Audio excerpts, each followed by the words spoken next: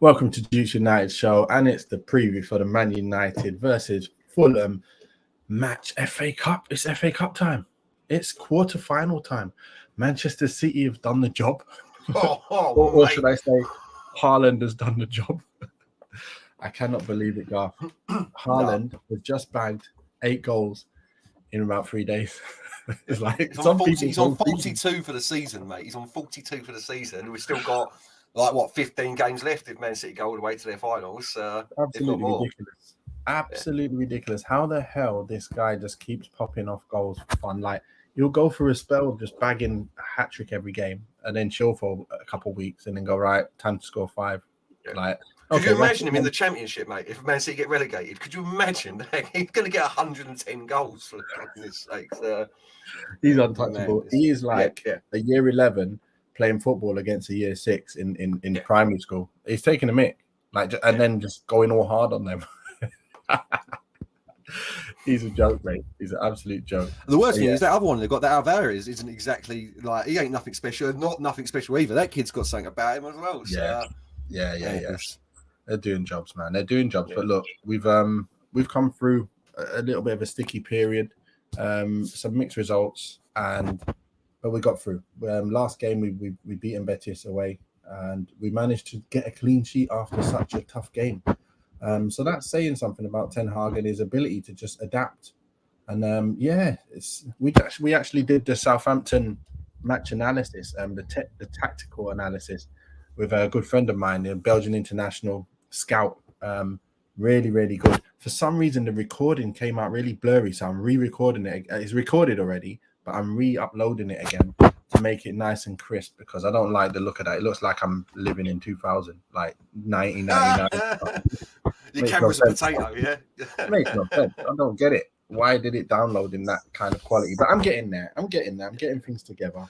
Without getting too technical here, did you transfer it somewhere, Nath? Because when you transfer it over, it loses some of the quality, man. So you have to download it from the exact spot. So I used iMovie to make it. iMovie crap. Got no idea. No, I don't know, mate. I'm a Samsung man, mate. Android all the way. I got no idea about Apple. It wasn't the phone. It wasn't the phone. So I did a pre-record on StreamYard. Did the pre-record, get it done, finished. It's there on my hard drive. I saved it there. And then I was obviously doing all the edits. I got the edits completed, and I tried to upload it to YouTube. And it's come out at like fastest speed upload, lower down quality. So I've upped the quality, and it's like gone to ridiculous gigabytes size. So now it's taking forever to upload. I'm like, oh my goodness me. So basically, it will be online in 4 days, people. Yeah, in about a year. And when it's no longer relevant. Oh, what a joke, man. Yeah. But look, back to United. Let's take a look at the opposition recent results and their form, because let's see where they are in the league table. Obviously, we know about the FA Cup, but where are they in the league table at the moment? Let's see their real form. They're actually sitting in 9th position. That's not a bad result. There's not a bad season for Fulham. They've just come up, and Mitrovic has been scoring goals for fun. He's been injured for a while. I think if he was fit, probably would have been up a bit higher, they were quite higher, because they're on 39 right now. I'm sure they'd be at least in 6th position if Mitrovic was there. He would have surely given him a few more points. 11 wins. Points? Yeah, definitely a few points there. 11 wins, 10 losses. So it's totally mixed. It's a 50-50 season for them, but that's very good in the Premier League. Let's take a look at their last 5 results. You can see on Fulham, on February the 11th, they played Nottingham Forest, beat Nottingham Forest 2-0, so clean sheet there. And then they went over to Brighton and won. That's a tough victory to win at Brighton. Unbelievable. Then they play Wolves 1-1 at home. And then they got Brentford, and it was 3-2. So Brentford are a tough team to beat. And that's 3-2. That was very, very tight. And then they got destroyed by Arsenal, which every team will get done, to be fair. Every team can get done by Arsenal, and especially at home or away, it doesn't matter. Let's take a look at their last game in detail versus Arsenal. Gabriel Martinelli, Gabriel Magalhaes, and Odegaard got their goals.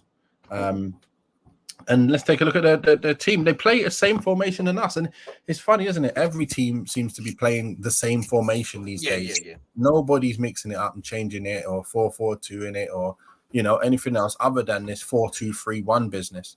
Pereira. Possibly 5 at the back occasionally. There's the other one, isn't it? They play the 3. I think Chelsea do that, don't they? The 3 at the back and then the wing backs, so on and so forth. So it's basically the same formation again. It's just different on paper. So. Yeah.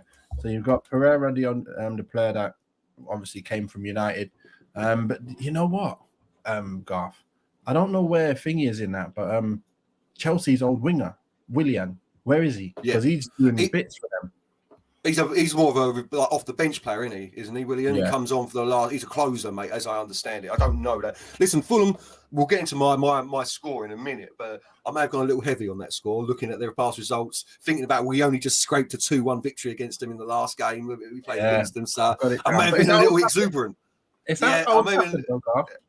so you never know. Listen, you never know. Fulham are decent, man. Fulham are decent. They're doing a good job. What's their gaffer called? I can't think of his name now, but he's doing a good job with them as well. Yeah. Well, look at their top goal scorers. Mitrovic, Alexandra. Okay, no spacing in there. No worries. We'll fix that next time. You can see enough space in the box.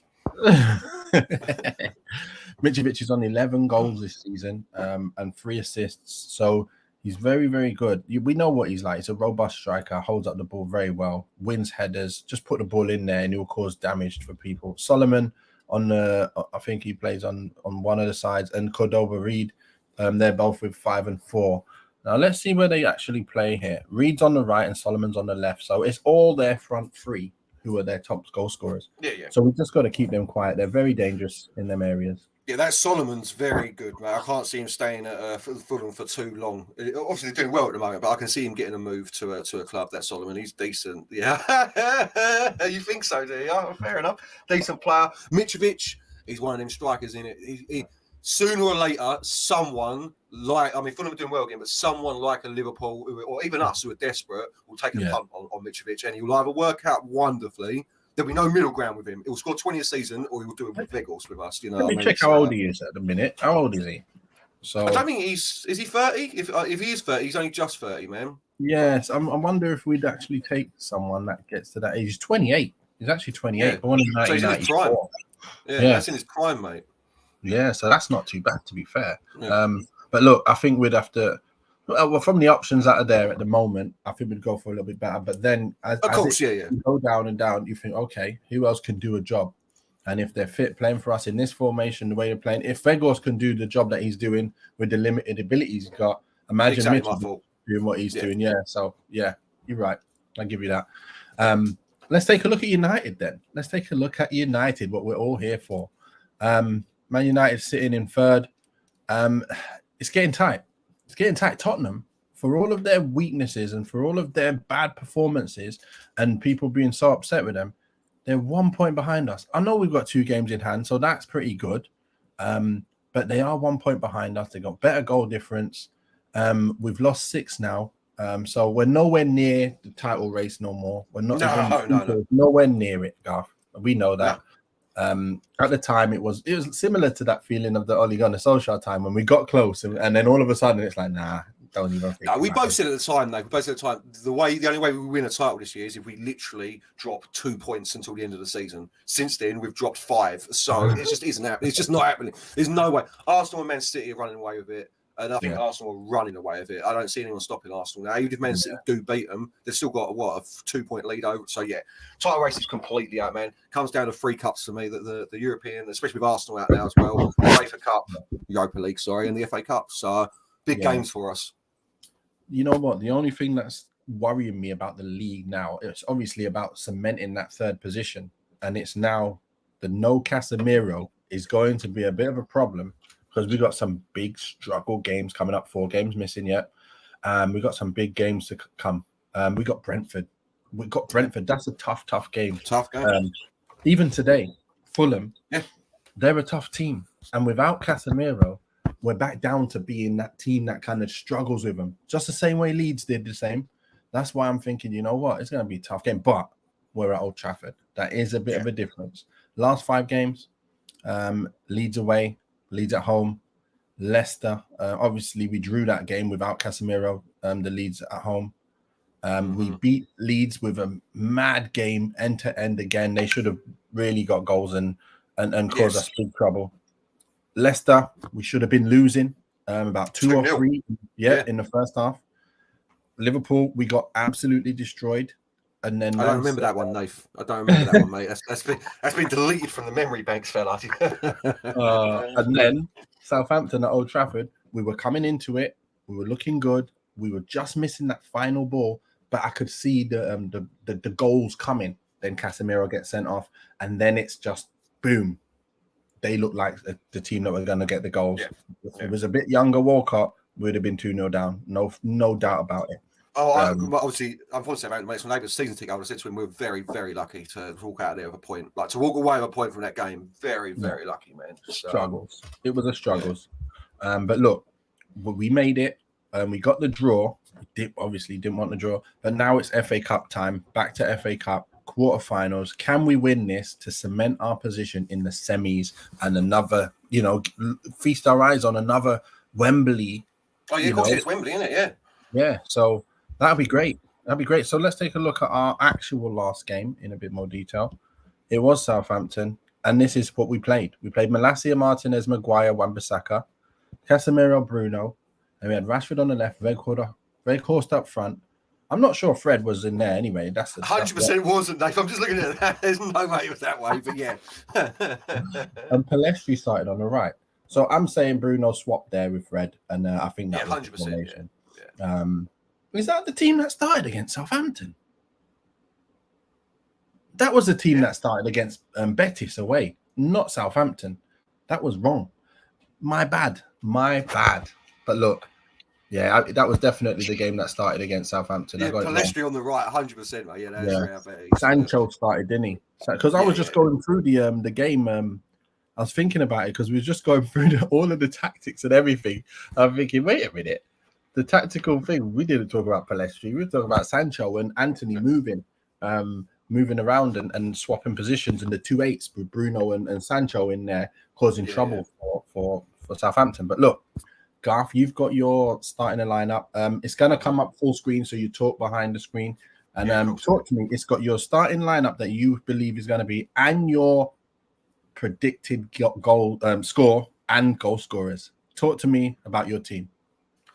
It's one of them games. As I understand, Anthony's probably out with illness. Still might be back, may not be. So I haven't selected him. Obviously, we've got no Casemiro, no Van der Beek, no Eriksen. That midfield's been absolutely shredded. So it came down to an option. I think Fred starts without a shadow of doubt in the centre. Nath, I don't know about yourself. It come down to an option of McTominay or Sabitzer filling in that role. McTominay's got more about him in defence, but Sabitzer ain't no mug with that defending, and he's just better with his passing. So I've gone with Sabitzer. Defence speaks for itself. I don't think you change that for the FA Cup. Maybe Dalot comes in because it does feel like Ten Hag prefers Dalot. Personally, Nath, I think Aaron Wan-Bissaka starts this game. He deserves to. He's been impressive when he's come on. Sure, Martinez, Varane, De Gea, you're not changing that, obviously, are you? You know what I mean? No. And then, with no Anthony, no Garnacho either, they're both out. Ooh. I think it just comes, like, he isn't going to start Palestri again, so it has to be Sancho, Rashford, and Weghorst up top. So you're telling me Anthony is gone? I believe so. That's what I was reading. Anthony's gone. He was out of the last game, wasn't he? He had an illness. He was out of the first game. That's why Palestri started. Well, I'm hoping Anthony's back.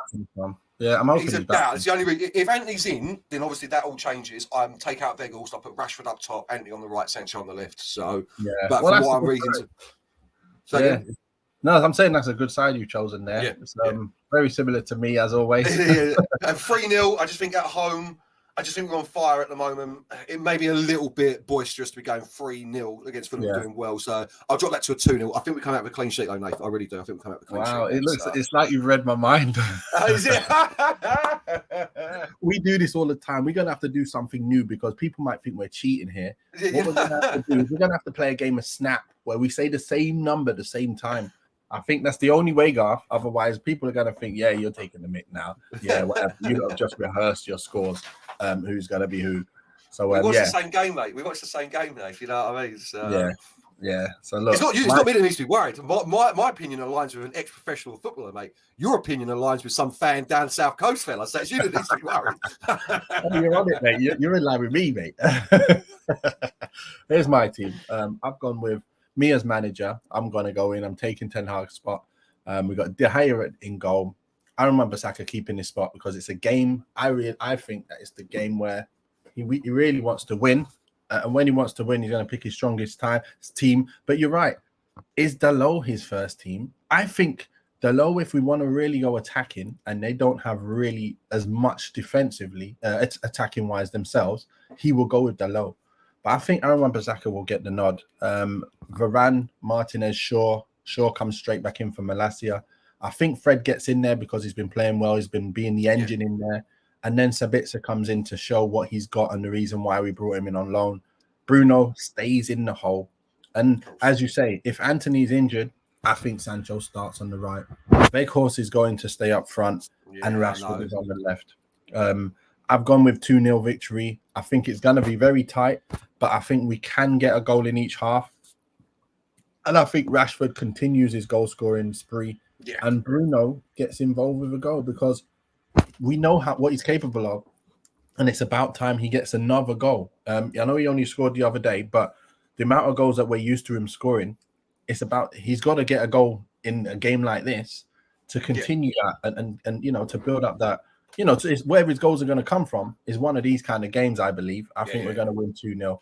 So, very, very, very similar to what you've said there, Garf. Exactly, pretty much, hasn't it? But again, I won't lie. We're working on a very slim squad again at the moment. You're not putting Lindelof or Maguire in your first team. You know what I mean? You're not going to dust down Scott McTominay. I see you haven't gone with McTominay either. Which in theory is probably the most like-for-like replacement for Casemiro defensively. But it's the passing ability. McTominay just doesn't have it, where Sabitzer's just got a little bit more about him. You know what I mean? Yes. And then you're into the youth players club. You're talking about Kobe Mainoo. You're talking about Zidane Iqbal. You know what I mean? Yeah. You're talking about these kids throwing them in an FA Cup game against Fulham. So you can't. So next year, what I'm really hoping for is, I know I'm a bit different to something. I'd very happily see us sign 7 players for 150 mil than 1 player for 150 mil. Yeah, really bulk this team up. We're doing well with what we've got. I understand we need that £100 million striker. I do. I get that. But I also think we need that. But we need depth around that squad, man. We really need depth. Yeah, I also think the other side of it, though, there is a bit of a catch-22 there because I do think we need players to come in that are going to be first-team players as well, where some of these players become the squad players.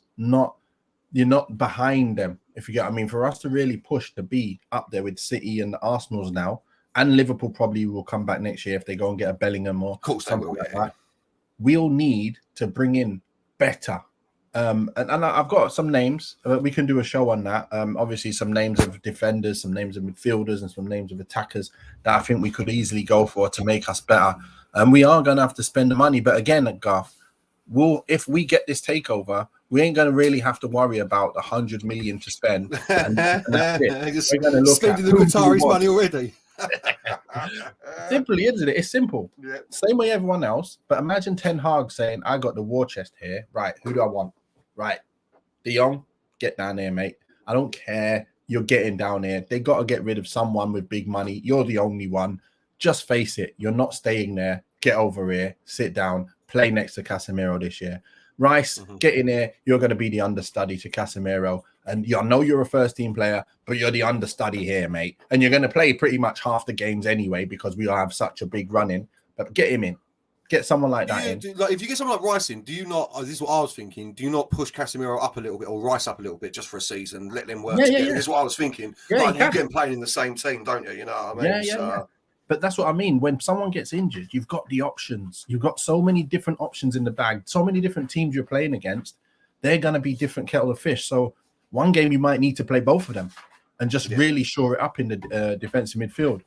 And also both players are able to make forward runs and get back and stuff. So that's what I mean. When you've got these kind of players being able, potentially coming in the squad, it's going to make us a very, very strong side.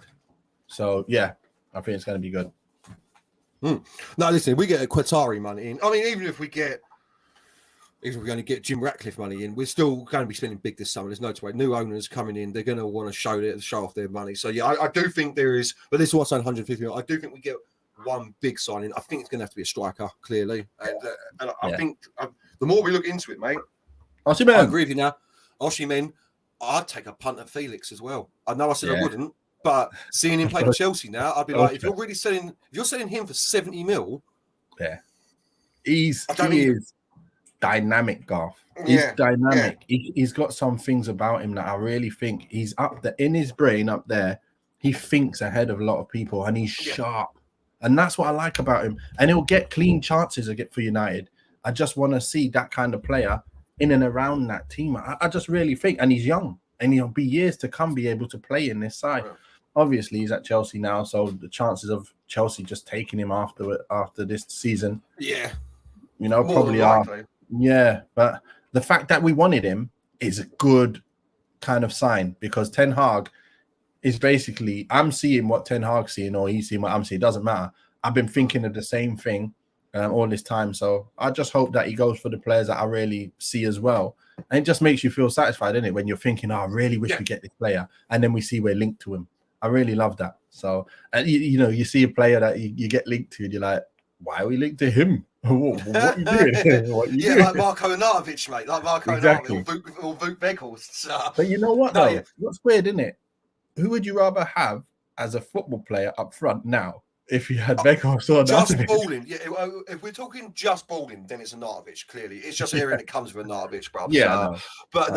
I mean, listen, Felix, Osimhen, and on the outside punt, I still like that young Portuguese kid who scored the hat-trick in the World Cup. Like I was talking about before the World Cup, was it Goncalo Ramos? But that is another one of them signings where you're not guaranteeing, like you are with Kane, Osimhen, or Felix. You're guaranteeing 20 goals a season with him. You guaranteed it. You know what I mean? So, and Kane, obviously, is still out there. You know what I mean? So I don't think he's like the best suited for the next 2 years. The next 2 years, he'll be an amazing fit and go, you know what, you want to win the league next year?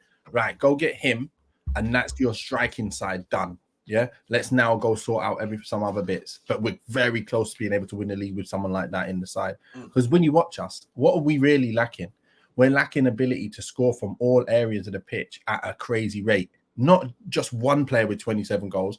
We need 2-3 players with 20-something goals. And remember the couple seasons ago where we had that?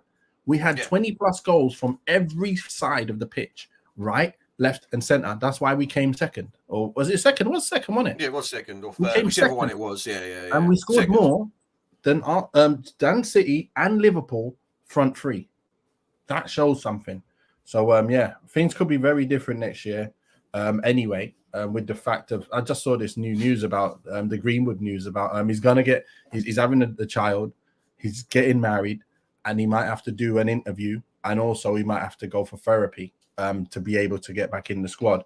Now, if that happens, we've got a world-class player back on our hands again. So we'll see how they deal with that. Let's see how it comes. It'll be very interesting, Nath. Yeah, when that happens, it's going to be very interesting, because I've said this. I'm a man, like, there's no crime. No one said. I know what I saw and I heard, but the bottom line is that's all I've had. If the woman has pulled out of it, you can't stop him from playing. You can't, no matter how morally you don't like it.